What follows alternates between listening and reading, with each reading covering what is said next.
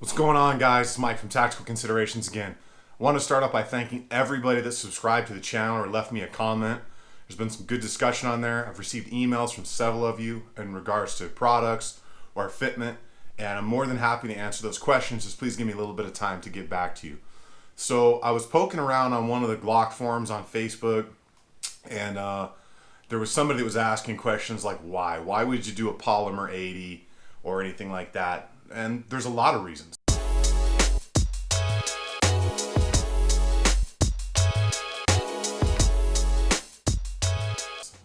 In my opinion, there is. But remember, there's that group of people out there that don't modify anything. They believe the way that things come stock is the way they are, and that's the way you should use them. If you didn't see, I think it was Johnny Glock's, the video he put out on Instagram where the book that he was going to write or something about the Glock owners that don't mod their guns. It was pretty funny. But there's that group of people out there. I've got some guns back up here in the safe, that are completely stock guns. And I've got guns that are completely modified. And then I've got guns that aren't modified just a little bit. So what I wanted to do is just go over a couple of the things that Polymer 80 brings to the table that the Glock standard frame does not. So first of all, this is a Gen 4 Glock, just for purposes. All these guns have been cleared. They haven't left my sight. No rounds, no chamber, nothing in here. So pretty standard, Glock Gen 4. The only thing that's on this is a Zevtech Magwell. But in the Gen 4 Glock changed their stippling just a little bit.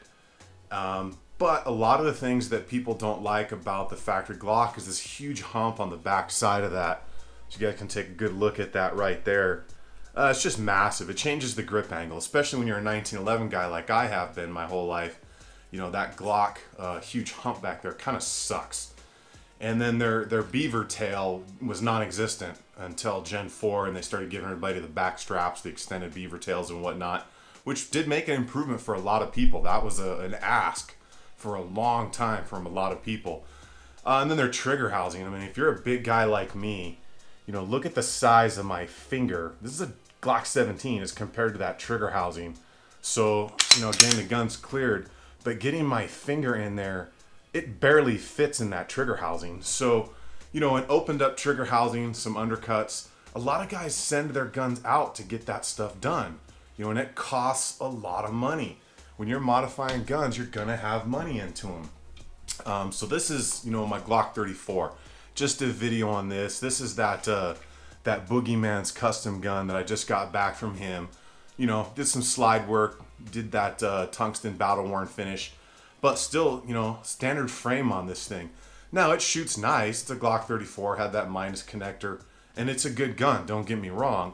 But still, that angle, that huge hump that Glock puts on the backside of their gun, there's no double undercuts, there's no index cuts for your thumb or for your forefinger, on either side of the frame, which comes with the Polymer 80s. So, some guys like them like that. Me, I like to be able to index a little bit better. So we'll bring up that Polymer 80. So this is the version 2, full size. And there's a couple different things. Obviously there's that double undercut.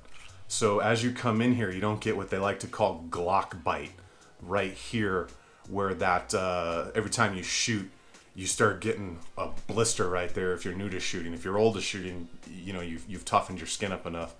But you've got that double undercut. So when you get into that combat grip and that firing position, your hand just sits far better in here.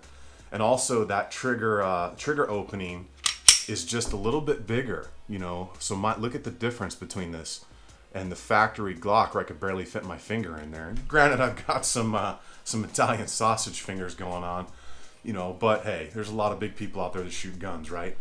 And then you've got your full Picatinny style rail. That hump is non-existent, so you can see the difference between the two right here. That massive hump that Glock's got on the back side of their gun. Let me try and get you out of the light there. And then you have your indexing for your magazine release. So that is the extended Glock factory mag release, and I can tell you it's just way too much material. A factory magazine release is perfect because of the way Polymer 80 has indexed. You get a good look there. They just indexed that portion of the pistol grip out. makes it much easier for you to do that. And then, like I said, you get those indexing cuts right here on both sides of that frame. So you do get, in my opinion, a better angle, a better grip. You've got those indexing mark, on both sides, which is perfect, thumb and forefinger. It really puts you and helps keep you in that appropriate position for firing. Now, you can send your factory Glock frame out. There's a ton of guys that do backstrap reduction and stipple work.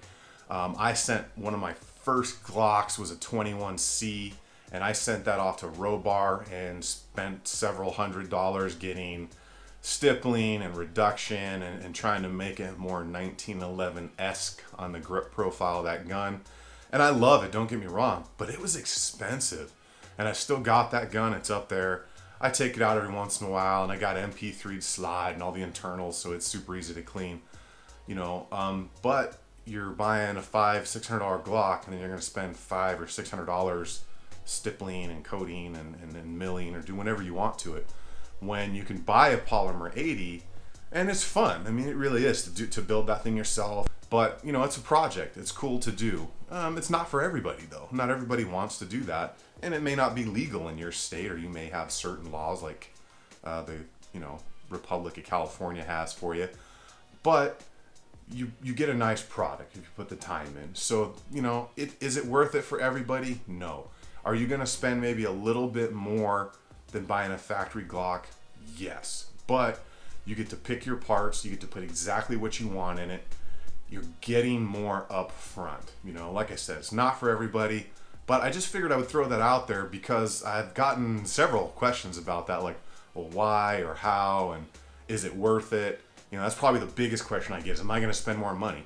I'm like, well, yes and no. You'll spend more money right now, but you're going to get exactly what you want. If you buy a Glock, down the road, you're going to want to do a trigger job, or you're going to do that polish, you're going to do a connector, you're going to decide that it's too slippery in your hands at the range, you're going to do some stippling, maybe you're going to send it off to Boogeyman Customs and get yourself some Cerakote or some slide work. So it will cost you more in the long run if you're into modifying your guns. Now, there's nothing wrong with stock guns. If you want your gun stock, great. My everyday carry is a very, very stock gun. A factory minus connector, high polish, and a ZevTech magwell. And that's really about it. Some night sights too. And I keep that gun factory stock because it's my everyday carry. If I ever have to use it, I'm gonna lose it for a very long time, if not indefinitely. So I keep that in mind. I don't want to have $1,500 in a gun that could very well be taken from me at some point and held as evidence forever. So if you guys got any other questions, let me know. If you want to see something, let me know. I'm trying to get a hold of a drone from my buddy. So we're going to go do some range stuff, some shooting, kind of do some cinematic stuff for you guys, a little something more entertaining. Hit that subscribe button, hit the bell icon. I'll try and get some more stuff out to you guys as soon as possible. And let me know if there's something you want to see. And thanks again for all the subscription. And thank you for all those comments out there. I've got some holsters coming in real soon, some newer versions of some stuff to get out there for you guys. I'm a huge appendix carry guy. That's what they'll mostly be. If you want to see a different version of a holster, let me know and I'll try to get my hands on it. So you guys, as always, stay safe, stay ready, and get a hold of me if you want to see something.